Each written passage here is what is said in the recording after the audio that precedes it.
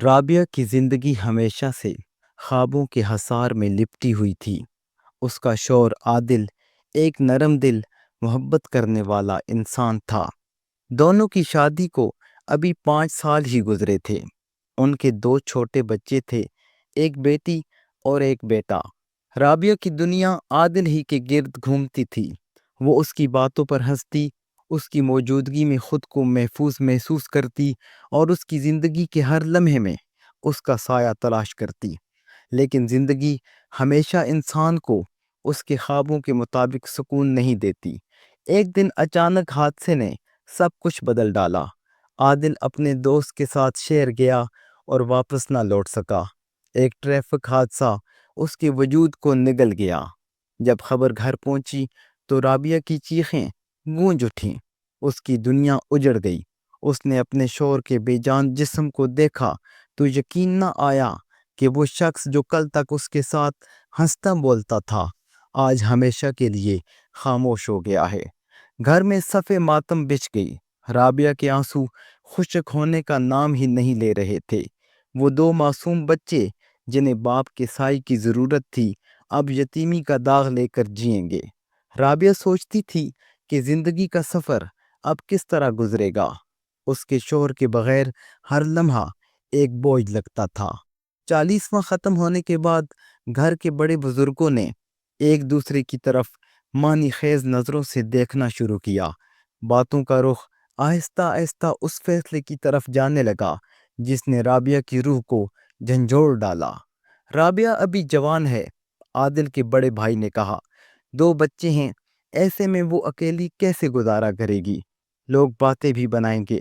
ماں بولی، ایسی صورت میں بہتر یہی ہے کہ رابعہ کو گھر ہی میں رکھا جائے۔ باہر بیانے سے بہتر ہے کہ یہیں اس کا نکاح کر دیا جائے۔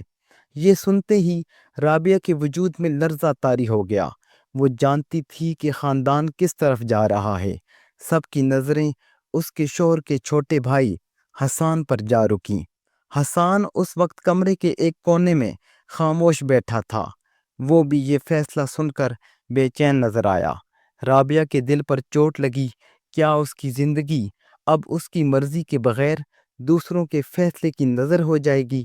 وہ چاہتی تھی کہ اپنی باقی عمر اپنے بچوں کی پرورش میں گزار دے، مگر خاندان کا دباؤ اس کے صبر کو کچلنے لگا۔ چند ہی دنوں میں نکاح کا بندوبست کر دیا گیا۔ رابعہ کے دل میں عادل کی یادیں ابھی تر و تازہ تھیں اور اسے دوسرا نکاح قبول کرنا ایسا لگ رہا تھا جیسے اس کی روح کو چیر دیا جا رہا ہو۔ نکاح کے وقت اس کے آنسو رکنے کا نام نہ لے رہے تھے۔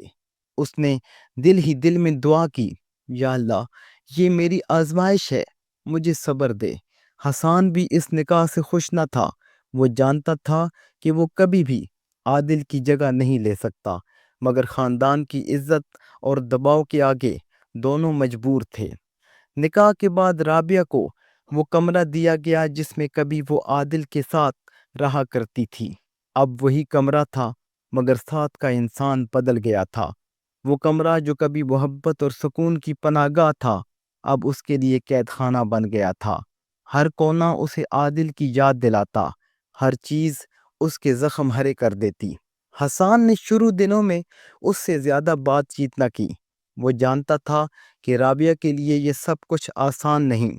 رابعہ دل ہی دل میں عادل کی قبر پر جا کر روتی اور اس سے کہتی، میں نے یہ سب اپنی مرضی سے نہیں کیا، یہ میری مجبوری تھی۔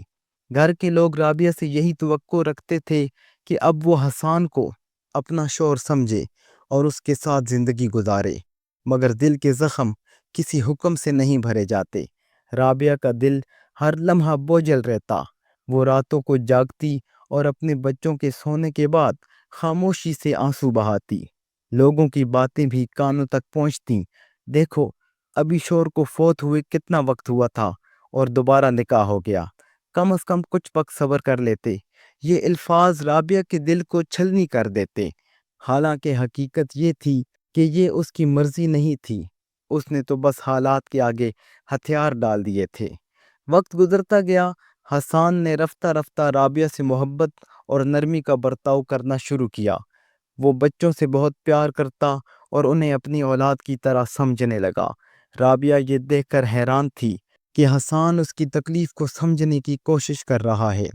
ایک دن حسان نے دھیمے لہجے میں کہا، رابعہ، میں جانتا ہوں کہ تم مجھے کبھی عادل کی جگہ نہیں دے سکتی، میں بھی یہ حق نہیں مانگتا، لیکن ہم دونوں مجبور ہیں۔ زندگی کو کسی نہ کسی طرح آگے بڑھانا ہوگا، کم از کم بچوں کے لیے ہی صحیح۔ یہ سن کر رابعہ کی آنکھوں سے آنسو بہہ نکلے۔ اس نے پہلی بار محسوس کیا کہ حسان بھی دل سے مجبور ہے۔ رابعہ کے دل میں ایک عجیب جنگ جاری تھی۔ ایک طرف عادل کی یادیں تھیں جو ہر لمحہ اس کا پیچھا کرتیں، دوسری طرف موجودہ حقیقت تھی جسے وہ چاہ کر بھی نظر انداز نہیں کر سکتی تھی۔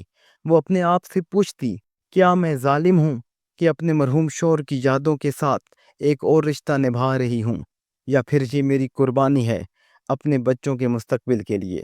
راتوں کو وہ جاگتی اور اللہ سے دعا کرتی کہ اس کے دل کو سکون عطا کرے۔ مہینے گزرتے گئے، حسان کی نرمی، اس کا خلوص اور بچوں سے اس کی محبت نے رابعہ کے دل کے زخم پر مرہم رکھنا شروع کیا۔ اگرچہ وہ عادل کو بھلا نہ پائی، مگر اس نے محسوس کیا کہ زندگی کو مکمل طور پر ماضی کی قید میں نہیں رکھا جا سکتا۔ ایک دن اس کی بیٹی نے اس کے پاس آ کر کہا، امی، مجھے ابو کی بہت یاد آتی ہے، لیکن حسان چاچو بھی ہمیں بالکل ابو کی طرح پیار کرتے ہیں۔ یہ سن کر رابعہ کے دل میں ایک لہر اٹھی۔ اس نے سوچا، شاید یہی زندگی کا راستہ ہے، شاید یہی قربانی ہے جو اس سے لی گئی ہے۔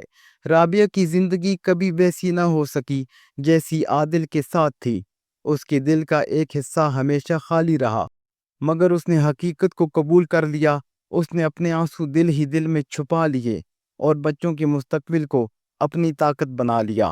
اس کے دل میں ہمیشہ یہ درد زندہ رہا کہ اس کی زندگی کے فیصلے اس کے اپنے ہاتھ میں نہیں تھے، لیکن ساتھ ہی یہ سکون بھی آیا کہ اس نے حالات کے سامنے ہتھیار ڈالنے کے بجائے صبر کا راستہ اختیار کیا۔